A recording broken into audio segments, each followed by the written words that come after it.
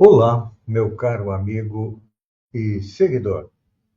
Seja bem-vindo a mais um Papo Espírita, uma live quinzenal do Centro Espírita Allan Kardec de Balneário Gaivota, onde você tem uma notícia comentada sob a ótica do Espiritismo, você relembra atos e fatos importantes na história também da doutrina espírita, tem indicação de livros e encerramos com a música espírita feita por nós sobre o tema do nosso Papo Espírita. Começamos pedindo a Deus, a Jesus, aos mentores espirituais do Centro Espírita Allan Kardec, que nos auxiliem nesta live, fazendo a oração que Jesus nos ensinou. Pai nosso, que está no céu, santificado seja o teu nome, venha a nós o teu reino, seja feita a tua vontade, assim na terra como no céu.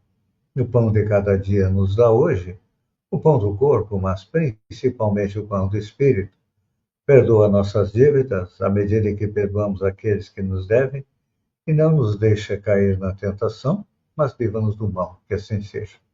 Nosso papo espírita de hoje, como você vê no título ali, é referente à notícia de que Gilberto Gil processa padre que debochou de orações para Preta Gil.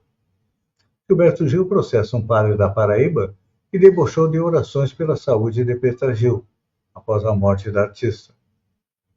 A informação foi confirmada pela advogada do artista no dia 14, e o cantor exige uma indenização de 370 mil por danos morais.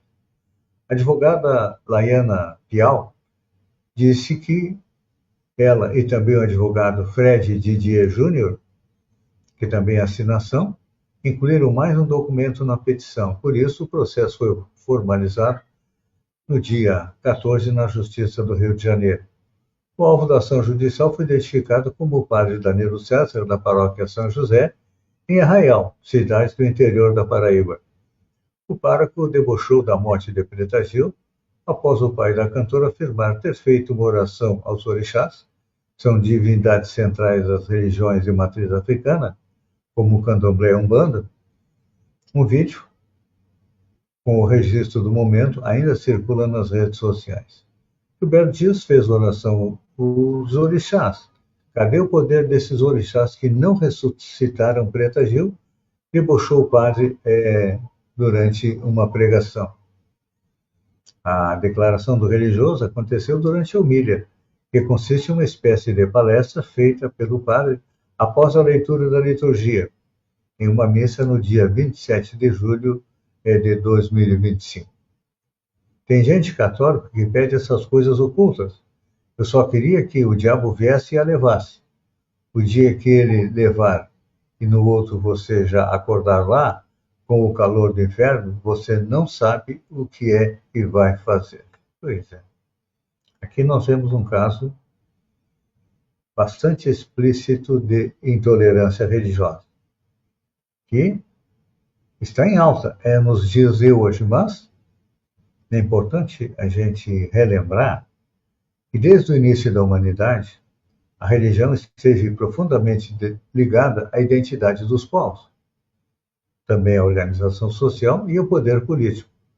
Essa ligação, embora tenha inspirado valores elevados, também gerou conflitos quando a fé passou a ser usada como instrumento de dominação, exclusão e também de imposição.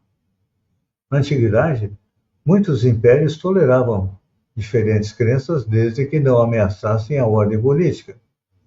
Ainda assim, as perseguições ocorreram. No Império Romano, por exemplo, cristãos foram perseguidos porque se recusaram a cultuar os deuses oficiais e o imperador, sendo vistos como ameaça à unidade do Estado. Paradoxalmente, após tornar-se religião oficial, o cristianismo passou, em alguns períodos, a perseguir crenças consideradas heréticas. Na Idade Média, a intolerância religiosa ganhou força institucional. A Inquisição, promovida pela Igreja Católica em diferentes regiões da Europa, buscava combater heresias, resultando em julgamentos, punições severas e mortes. Judeus, muçulmanos, pensadores dissidentes e até cristãos, com interpretação diferentes, foram vítimas desse processo. As cruzadas também marcaram esse período unindo fé e guerra, sob o pretexto de defesa religiosa. Com a reforma protestante no século XVI, a intolerância assumiu novas formas. Conflitos entre católicos e protestantes resultaram em guerras religiosas, perseguições mútuas e profundas divisões sociais, como a Guerra dos 30 Anos. A religião continuava sendo usada como justificativa para a violência e exclusão. A partir do Iluminismo e do avanço do pensamento racional, começaram a surgir ideias de liberdade religiosa e separação entre igreja e Estado. Ainda assim, mesmo nos séculos XIX e XX, a intolerância persistiu e ainda persiste no século XXI. Minorias religiosas foram e são perseguidas em regimes totalitários, como o nazismo, que perseguiu os judeus de forma sistemática, culminando com o Holocausto, em que os judeus foram enviados para campos de concentração e depois eliminados. No mundo contemporâneo, apesar dos avanços legais, o reconhecimento dos direitos humanos e da intolerância religiosa ainda se manifesta em conflitos armados. E no Brasil? O Brasil possui uma história marcada por diversidade religiosa, mas também por profundas contradições. Durante o período colonial, o catolicismo foi imposto como religião oficial. Povos indígenas tiveram suas crenças reprimidas, as práticas religiosas africanas pelos povos escravizados também foram perseguidas, demonizadas e também criminalizadas. Mesmo após a proclamação da República, a separação entre o Estado e a Igreja, a intolerância religiosa não desapareceu. Religiões, como de matriz africana, o candomblé e a umbanda, continuam sendo as principais vítimas da discriminação, ataques a terreiros, violência simbólica e estigmatização social. Esses atos muitas vezes estão ligados ao racismo estrutural e também à desinformação. Nos últimos anos, observa-se um aumento da visibilidade dos casos de intolerância religiosa, impulsionada tanto pelo crescimento das denúncias quanto pela ampliação dos discursos de ódio nas redes sociais. Ao mesmo tempo, o Brasil apresenta iniciativas positivas, ações educativas, diálogo interreligioso, movimentos sociais e religiosos comprometidos com a convivência pacífica e o respeito à diversidade intelectual. Pois é. Vamos ver agora a intolerância religiosa sob a ótica do espiritismo. Para nós, espíritas, todas as formas de intolerância religiosa são incompatíveis com a lei de amor, justiça e caridade ensinados por Jesus. A doutrina espírita não apresenta como uma religião exclusiva, mas como detentora de princípios morais que nos foram trazidos por Jesus há 2000 anos atrás, que a gente procura divulgar.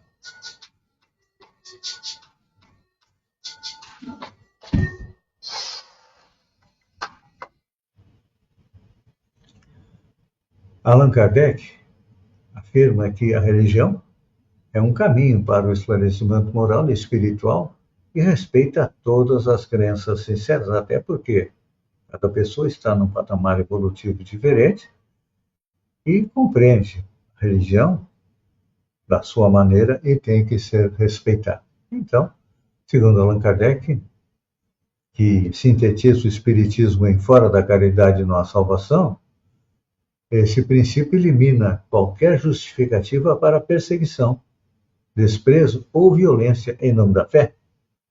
Assim, a intolerância religiosa é vista como fruto do orgulho e do egoísmo e também da ignorância espiritual, ainda predominantes na Terra, onde os espíritos ainda são imperfeitos. Então, como já percebemos, a intolerância religiosa ela se origina no orgulho, no egoísmo e na ignorância espiritual. Então, a fé não pode ser imposta. A fé tem que ser aceita por alguém. E nenhuma crença é superior à outra, não.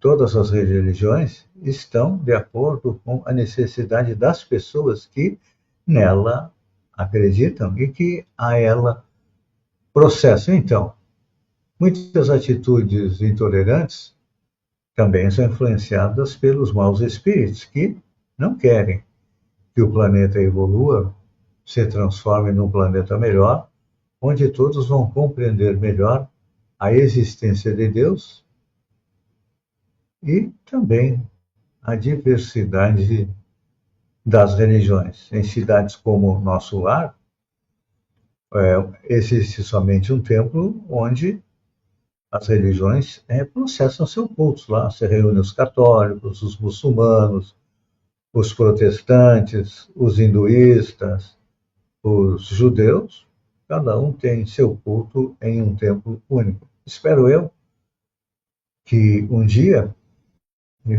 isso venha acontecer aqui na Terra. Claro que vai acontecer quando a Terra for de provas de expiação para o mundo de regeneração. Então, é importante a gente compreender que a parte moral do Espiritismo, que está no livro O Evangelho segundo o Espiritismo, Deus não privilegia nenhuma religião específica, não.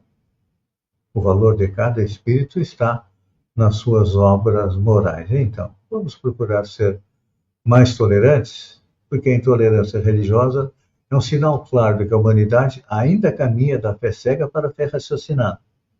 O verdadeiro progresso espiritual ocorrerá quando o ser humano compreender que Deus está acima das religiões e que o amor é maior que qualquer rótulo religioso. Então, respeitar a crença do outro é respeitar o próprio Deus agindo de formas diferentes na criação.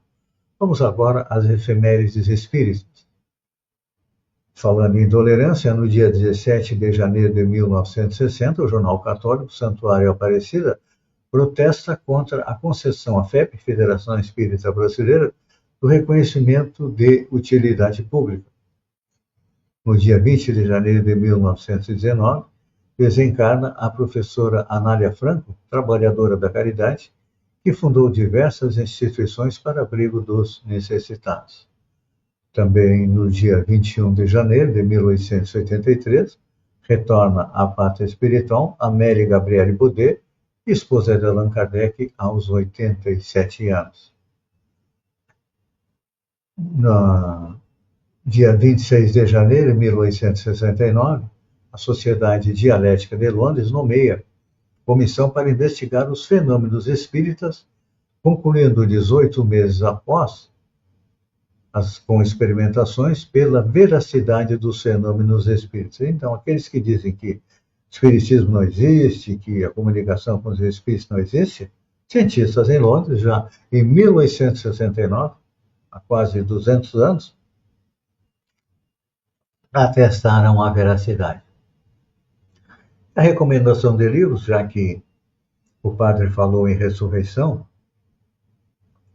e os judeus acreditavam na reencarnação com o nome de ressurreição, nossa recomendação de livros é Reencarnação em Foco, do escritor Alberto Souza Rocha, que um livro excelente que em 2 partes ele nos fala a respeito da reencarnação e também tem textos filosóficos a respeito da reencarnação. O outro livro que nós recomendamos é Reencarnação, tudo o que você precisa saber, do escritor Richard Simonetti. Pois é, reencarnação é um tema em evidência nos dias atuais, porque considerável parte da humanidade guarda convicções solidamente firmadas ou vê com simpatia a possibilidade de retornar à vida física. Então, no Brasil, pesquisas revelam que metade da população aceita o princípio das vidas sucessivas. Mas aí vem as perguntas. Porque há muita falta de informação a respeito da reencarnação.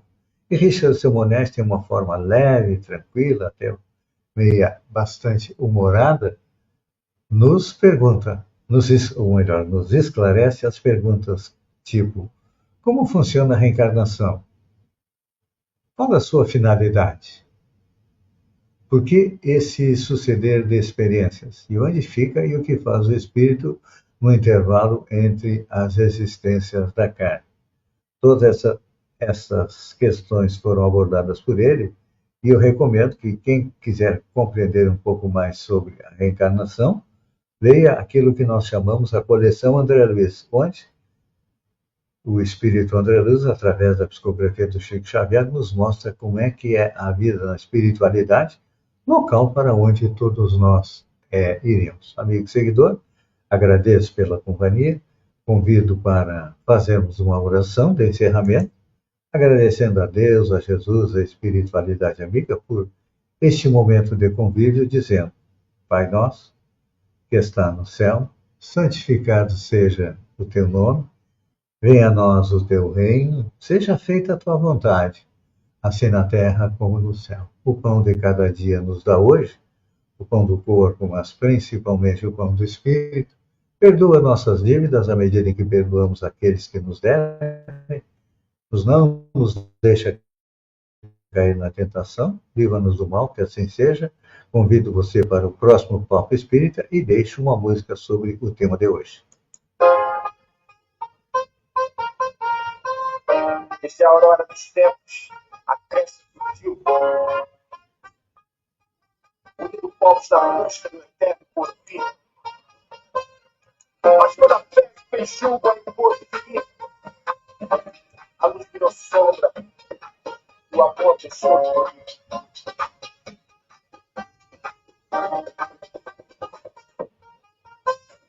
Império Chairão tenta dominar, usando o nome de Deus para oprimir e julgar. O Cristo esquecido voltou a chorar, vendo a espada da fé inocente tocar. Séculos passam, a dor se repete no chão.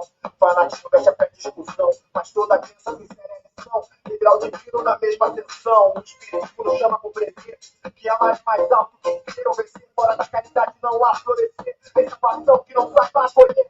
Quem detém a verdade em suas mãos, ela diz com o tempo e muda ao seu longe. O elenco e educado na fonte, o respeito é a voz das grandes nações. Quando a fé formação iluminada, professora respeitada, vemos a terra enfim transformada, religiões unidas na mesma estrada.